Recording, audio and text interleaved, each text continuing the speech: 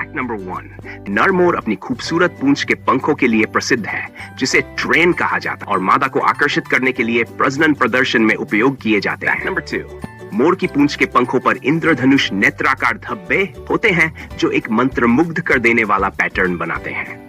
जब मोर हिलता है तो ये नेत्राकार धब्बे हिलते या चमकते हुए प्रतीत होते हैं, जिससे पक्षी की सुंदरता और बढ़ जाती है। अब आपको इनमें से कौन सा तथ्य सबसे रोचक लगा, हमें कमेंट करके बताएं।